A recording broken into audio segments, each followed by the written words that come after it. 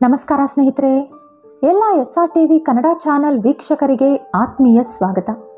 ಸ್ನೇಹಿತರೆ, ಸಾಮಾನ್ಯವಾಗಿ ನಮ್ಮ ಕಷ್ಟಗಳಿಗೆ ಕಾರಣ ಜಾತಕ ದೋಷಗಳು, ನವಗ್ರಹ ದೋಷಗಳು, ವಾಸ್ತು ದೋಷಗಳು ಅಂತ ಹೇಳ್ತಾರೆ. ಈ ದೋಷಗಳನ್ನು ಹೋಗಲಾಡಿಸಿಕೊಳ್ಳೋಕೆ ಜನರು ಎಷ್ಟೆಷ್ಟೋ ದುಡ್ಡು ಖರ್ಚು ಮಾಡ್ತಾರೆ. ಒಳ್ಳೆ ಜ್ಯೋತಿಷಿಗಳಾದರೆ ಓಕೆ, ಆದರೆ ಕೆಲವರು ಮೋಸಗಾರರನ್ನ ನಂಬಿ ದುಡ್ಡು ಕಳ್ಕೋತಾರೆ. ಆ ರೀತಿ ಅಲ್ಲದೆ ನಾವು ದುಡ್ಡು ಖರ್ಚು ಮಾಡದೆ ಮನೆಯಲ್ಲಿ ಇವುಗಳಿಗೆ ಯಾವ ರೀತಿ ಪರಿಹಾರ ಮಾಡ್ಕೋಬಹುದು ಅಂತ ಈ ವಿಡಿಯೋದಲ್ಲಿ ತಿಳ್ಕೊಳ್ಳೋಣ. ಆದರೆ ಅದಕ್ಕೂ ಮುಂಚೆ ನೀವಿನ್ನೂ ನಮ್ಮ ಚಾನೆಲ್ ಅನ್ನು ಸಬ್ಸ್ಕ್ರೈಬ್ ಮಾಡ್ಕೊಂಡಿಲ್ಲ ಅಂದ್ರೆ ಖಂಡಿತ ಈಗಲೇ ಸಬ್ಸ್ಕ್ರೈಬ್ ಮಾಡ್ಕೊಳ್ಳಿ. ಹಾಗೆ ಈ ವಿಡಿಯೋ ಇಷ್ಟ ಆದ್ರೆ ಮರೆಯದೆ ಒಂದು ಲೈಕ್ ಕೊಡಿ. ಸ್ನೇಹಿತರೆ, ಜಾತಕ ದೋಷಗಳು ಅನ್ನೋದು ಇತ್ತೀಚಿನ ದಿನಗಳಲ್ಲಿ ಹೆಚ್ಚಾಗಿ ಕೇಳ್ತಾ ಇದ್ದೀವಿ. ಅದರ ಪರಿಹಾರಗಳು ಅಥವಾ ಶಾಂತಿ ಮಾಡಿಸಿಕೊಳ್ಳೋಕೆ ಹೆಚ್ಚಿನ ಹಣ ಕಳೆದುಕೊಳ್ಳುವ ಎಷ್ಟೋ ಜನ ಅಮಾಯಕರಿದ್ದಾರೆ. ಆದರೆ ಇಂಥ ಪರಿಹಾರ ಅಥವಾ ಶಾಂತಿಗಾಗಿ ಹಣ ಖರ್ಚು ಮಾಡದೆ ಮನೆಯಲ್ಲೇ ದೇವಿ ದೇವರನ್ನು ಆರಾಧಿಸುವುದು, ಚಿಕ್ಕ ಪುಟ್ಟ ಪರಿಹಾರಗಳು ಮಾಡಿಕೊಳ್ಳಬಹುದಾ? ಏನು ಮಾಡಿದರೆ ಜಾತಕ ಗ್ರಹ ದೋಷಗಳು ಹೋಗುತ್ತವೆ ಅಂತ ಈಗ ನೋಡೋಣ.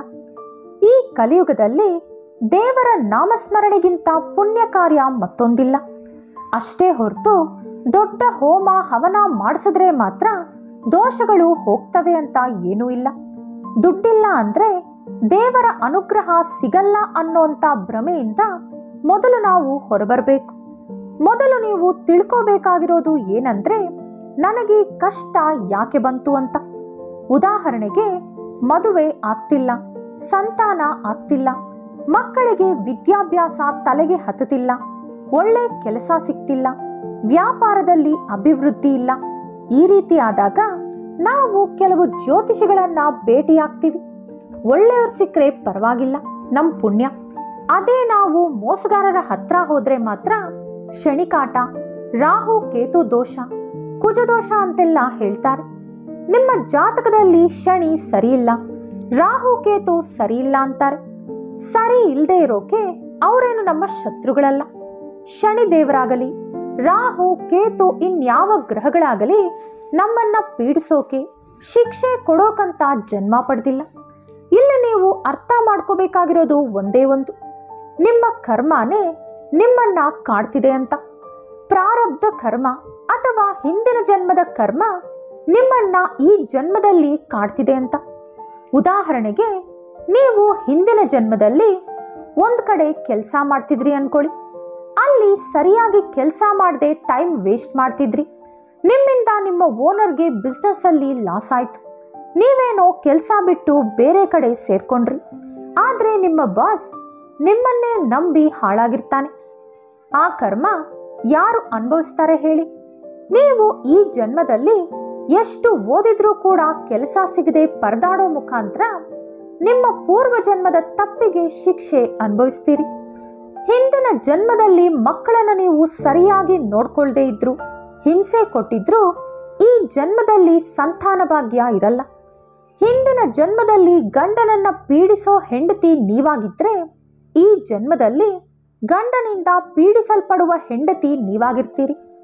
ಹಿಂದಿನ ಜನ್ಮದಲ್ಲಿ ಹೆಂಡತಿನ ನೋಯಿಸೋ ಗಂಡ ನೀವಾಗಿದ್ರೆ ಈ ಜನ್ಮದಲ್ಲಿ ಹೆಂಡತಿಯಿಂದ ನೋವು ತಿನ್ನುವ ಗಂಡ ನೀವಾಗಿರ್ತೀರಿ. ಹಿಂದಿನ ಜನ್ಮದಲ್ಲಿ ಒಬ್ಬರ ಮದುವೆ ನೀವು ಹಾಳು ಮಾಡಿದ್ರೆ ಈ ಜನ್ಮದಲ್ಲಿ ನಿಮಗೆ ವಿವಾಹ ಯೋಗ ಕೂಡಿ ಬರಲ್ಲ. ನಾವು ಅಷ್ಟೇ ಅಲ್ವಾ ಸ್ನೇಹಿತರೆ?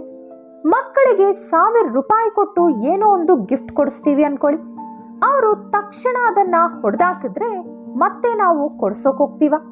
ನಿನಗೆ ಬುದ್ಧಿ ಬರೋವರೆಗೂ ಕೊಡ್ಸಲ್ಲ ಅಂತೀವಿ. ದೇವ್ರು ಕೂಡ ಅಷ್ಟೇ, ಬುದ್ಧಿ ಕಲಿಯೋವರೆಗೂ ನಮಗೆ ಏನನ್ನೂ ಕೊಡಲ್ಲ. ಈ ವಿಷಯ ಜಸ್ಟ್ ನಿಮ್ಗೆ ಕಾನ್ಸೆಪ್ಟ್ ಅರ್ಥ ಆಗ್ಲಿ ಅಂತ ಹೇಳ್ದೆ ಅಷ್ಟೇ. ಅಯ್ಯೋ, ಹಿಂದಿನ ಜನ್ಮದ ಕರ್ಮ ಅಂತೆ, ಅದು ಕಳೆಯೋವರೆಗೂ ಅಷ್ಟೇ ಅಂತೆ, ನನ್ನ ಜೀವನ ಹಾಳಾಗೋಯ್ತು ಅಂತ ಹೆದರೋ ಅಗತ್ಯ ಇಲ್ಲ. ದೇವ್ರೆ, ನಾನು ಹಿಂದಿನ ಜನ್ಮದಲ್ಲಿ ಮುಟ್ಟಾಳತನದಿಂದಾನೋ, ಅಜ್ಞಾನದಿಂದಾನೋ, ಸ್ವಾರ್ಥದಿಂದಾನೋ ತಪ್ಪು ಮಾಡಿದ್ದೀನಿ. ಈಗ ನಿನ್ನ ಪಾದಗಳ ಬಳಿ ಆಶ್ರಯ ಬೇಡಿ ಬಂದಿದ್ದೀನಿ ಅಂತ ನೀವು ಮನಸಾರೆ ಪಶ್ಚಾತ್ತಾಪ ಪಟ್ಟು ದೇವಿಯನ್ನ ಪ್ರಾರ್ಥಿಸಿದ್ರೆ, ದೇವಿ ಭಾಗವತ ಪುರಾಣದಲ್ಲಿ ಒಂದು ಮಾತಿದೆ, ಯಾವ ಭಕ್ತ ನನ್ನನ್ನು ಪಶ್ಚಾತ್ತಾಪದಿಂದ ಶರಣು ಬೇಡುತ್ತಾನೋ ಅವನ ಜಾತಕವನ್ನು ಮತ್ತೆ ಬದಲಾಯಿಸಿ ಬರೆಯುವಂತೆ ಬ್ರಹ್ಮನನ್ನು ಕರೆದು ದೇವಿ ಹೇಳ್ತಾರಂತೆ.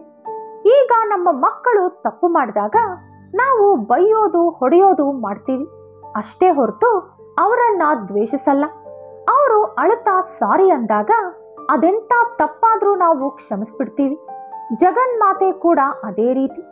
ನಾವು ಪಶ್ಚಾತ್ತಾಪ ಪಟ್ಟು ನಮ್ಮ ತಪ್ಪನ್ನು ನಾವು ತಿಳ್ಕೊಂಡು ಕ್ಷಮೆ ಕೇಳಿದ್ರೆ ಖಂಡಿತ ದೇವಿ ನಮ್ಮ ಹಣೆ ಬರಹ ಬದಲಾಯಿಸ್ತಾಳೆ. ಕಲಿಯುಗದಲ್ಲಿ ನಮಗೆ ಶ್ರೀ ವಿಷ್ಣು ಸಹಸ್ರನಾಮ, ಲಲಿತಾ ಸಹಸ್ರನಾಮ, ಶಿವ ಪಂಚಾಕ್ಷರಿ ಮಂತ್ರ ಇಂಥ ಚಿಕ್ಕ ಪುಟ್ಟ ಮಂತ್ರಗಳನ್ನು ಜಪ ಮಾಡುವ ಮೂಲಕ ಕೂಡ ನಮ್ಮ ಹಣೆ ಬರಹ ಬದಲಾಯಿಸ್ಕೋಬಹುದು. ಅಷ್ಟೇ ಯಾಕೆ, ಸೂರ್ಯ ದೇವರನ್ನ ನೋಡ್ತಾ ಕೂಡ ನಮ್ಮ ಹಣೆ ಬರಹ ಬದಲಾಯಿಸ್ಕೋಬಹುದು. ಶಾಸ್ತ್ರಗಳ ಪ್ರಕಾರ ಪೂರ್ವ ಜನ್ಮದ ಕರ್ಮ ಅಥವಾ ಪಾಪ ಹೋಗೋಕೆ 3 ಪದ್ಧತಿಗಳಿವೆ. ಅದನ್ನ ನಾವು ಆಚರಿಸಿದ್ರೆ ನಮ್ಮ ಪಾಪ ಕರ್ಮ ಹೊರಟೋಗುತ್ತೆ.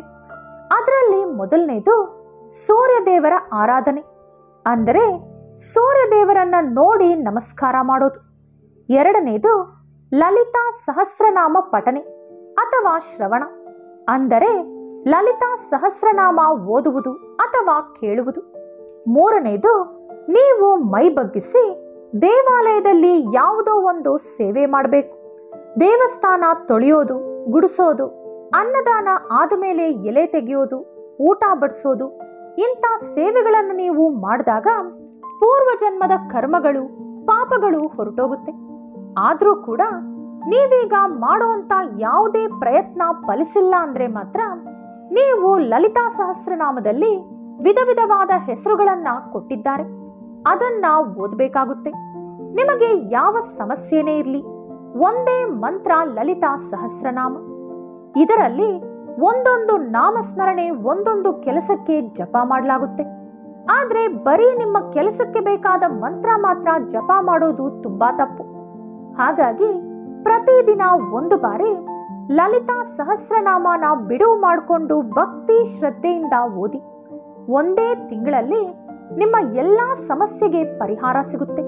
ಹೇಗೋ ಲಲಿತಾ ಸಹಸ್ರನಾಮ ಓದ್ತಾ ಇದ್ದೀನಿ, ಇನ್ನು ಕೂತಿದ್ರೆ ಎಲ್ಲಾ ನನ್ನ ಕಾಲತ್ರ ಬರುತ್ತೆ ಅಂತ ಅನ್ಕೋಬೇಡಿ.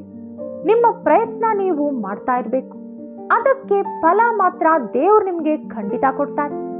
ಈ ವಿಡಿಯೋ ನಿಮಗೆ ಇಷ್ಟವಾದಲ್ಲಿ ಲೈಕ್ ಹಾಗೂ ಶೇರ್ ಮಾಡಿ.